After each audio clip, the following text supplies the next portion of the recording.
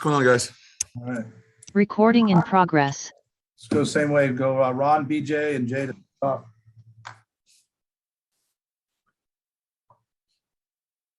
You're muted, Ron. Oh, sorry. Hey, Coach, how's it going? Hey, Ron. So I know we've asked this 100 different times, but you had a healthy George Helani for the first time this past week. How different is your offense when he's healthy in there carrying the ball 20 times a game?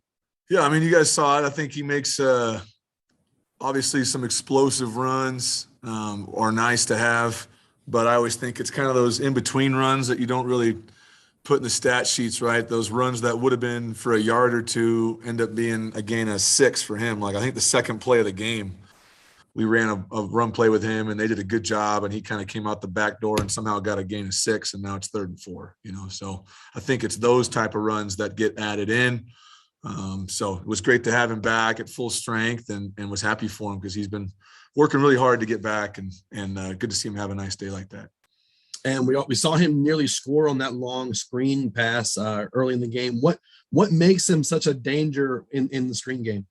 Well, I think when you're throwing the ball to a guy like that, he's got the explosiveness to get some matchups created in his favor. So he's always going to get matched up on a linebacker or maybe a safety every now and then, but usually a linebacker. So if we can catch him in those scenarios like we did on the other pass down the middle of the field where he was running against the Mike backer on a seam, his speed and explosiveness just add that element to the game where we can find different ways to get explosive plays. So, I think he showed what he's capable of in the pass game, in the run game, and in pass protection. He does a great job as well. So complete back, that's what complete backs do.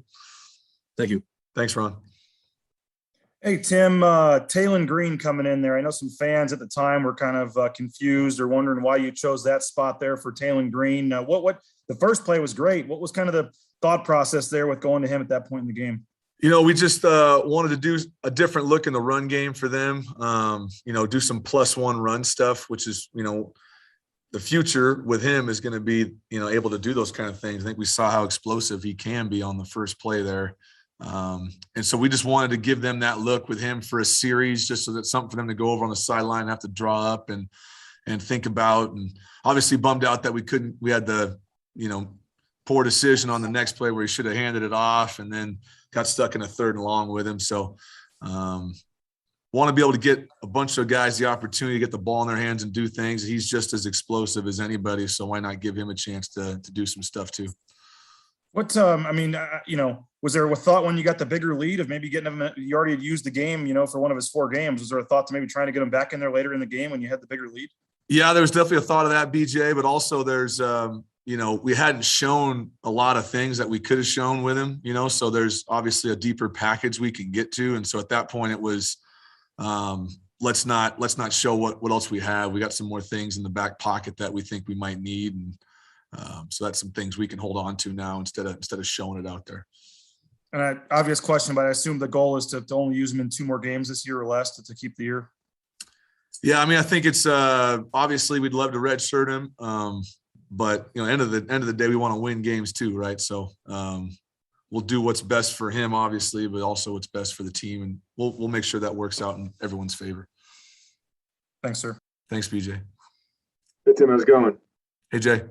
Hey, you guys have been talking about how when George Helani's in the game or available to you guys, that things just look different. How much higher is your ceiling on offense when you do have a fully healthy George Helani? And that's from execution to your ability to set up and call a game. Well, I think it's just, you're able to stay ahead of the chains a little bit more because he just has the ability to make those really easy yards from difficult circumstances. So you're going to get less negative runs because even when they get penetration, he's going to be able to make, like I said, a 2, 3, 4 yard run. So you're always kind of staying ahead of the chain instead of you call a run play and you get nothing or -2 and now you're behind the chains. And so I think just and the respect that teams have to give him is different, right? Because there's a fear there about what happens when he does get the ball. So now the play action game is going to be more respected. And that just opens up things to stay more on track, I guess. We've definitely had some games where we felt like we could have played better, like we've talked about. I think there's a combination, Jay, of us having more time together now, having the bye week, getting some confidence, and we're adding a player of his caliber together to where hopefully we've had 2 games in a row now where we've done some good things and we can get on a good streak here. When it comes to, the situations where he's good at falling forward or making a cut and you're 2nd and 5 and 6 instead of 2nd and 9 or worse at times, and as a play caller, like how different is what you do from there?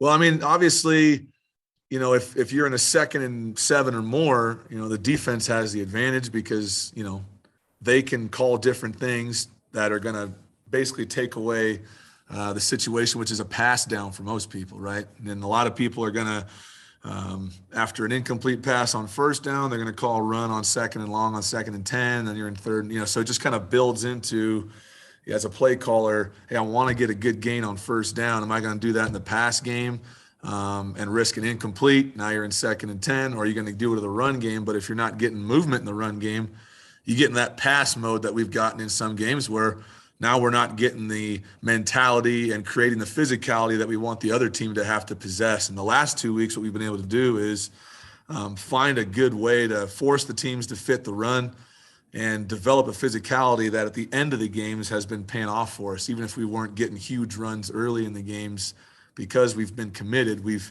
been able to finish with it and create some more explosive plays. So it's just trying to be in a situation, Jay, where we can be able to win on 1st down and have our whole menu instead of being caught in 2nd and long where you're kind of playing the guessing game on, what are they going to think we're going to do? And then you're kind of behind. Now you're playing reactive mode. Thanks, Tim. Thanks, Jay. So Mike and then Paul J. Hey, Tim, how you doing? Hey, Mike.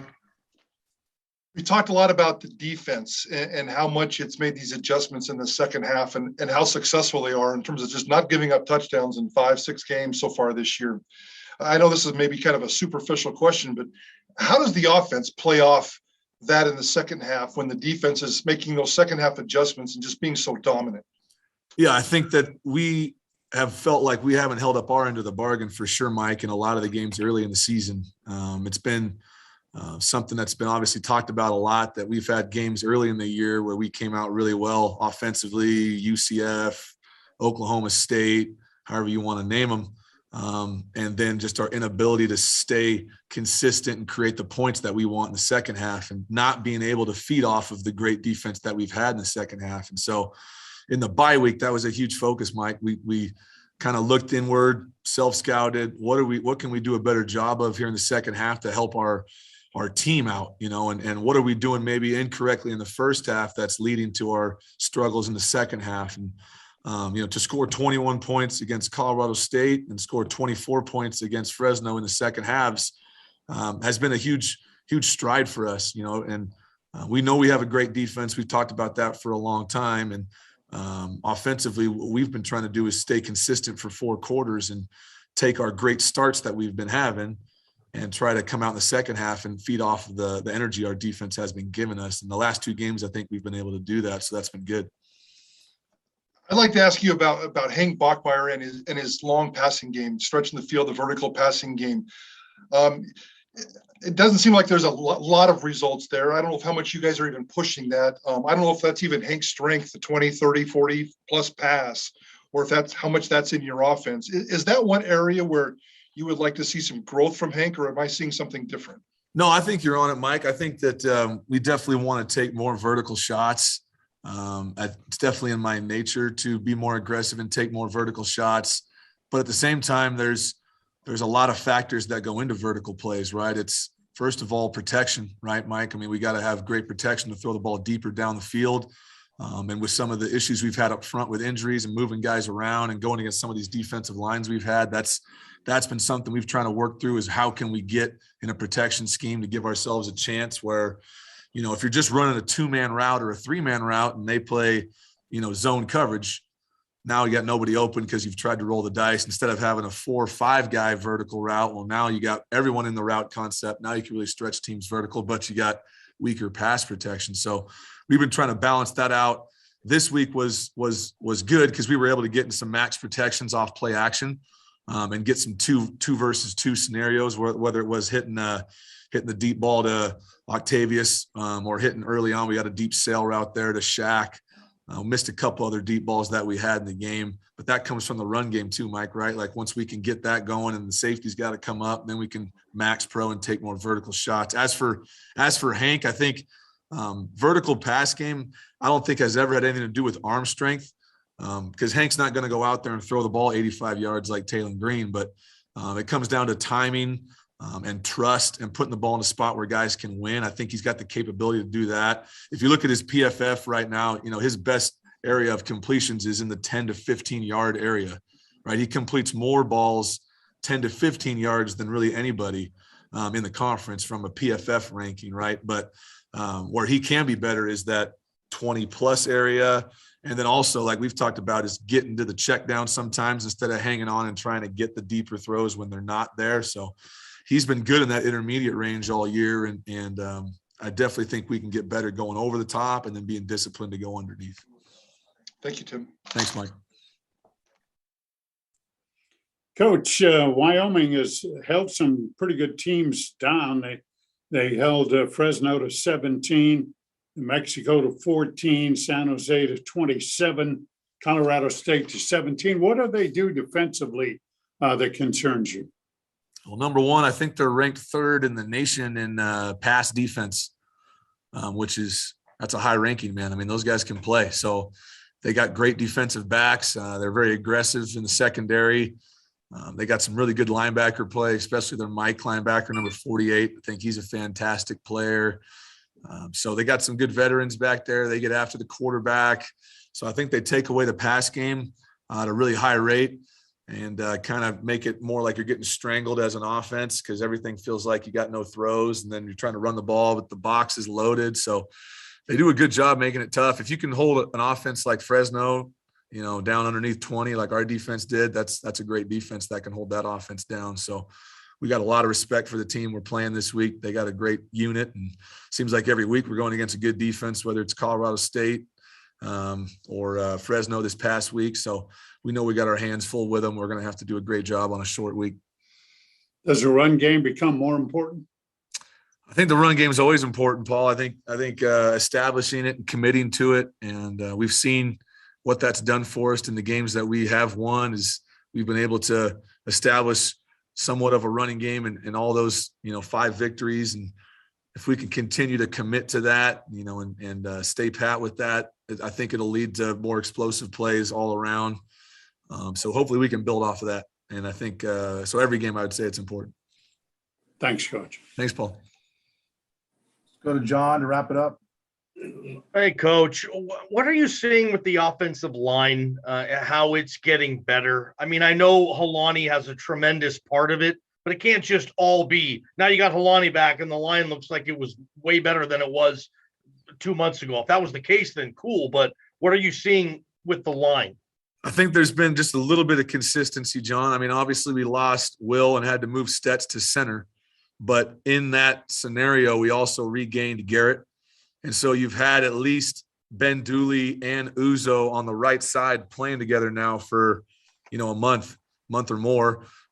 Stets being at center, and Garrett, who has played a lot of football with OJ. So I think there's some consistency there, John. And then I just think we've had some more time now to work through it after the bye week of really centering on the run schemes that we feel really good about.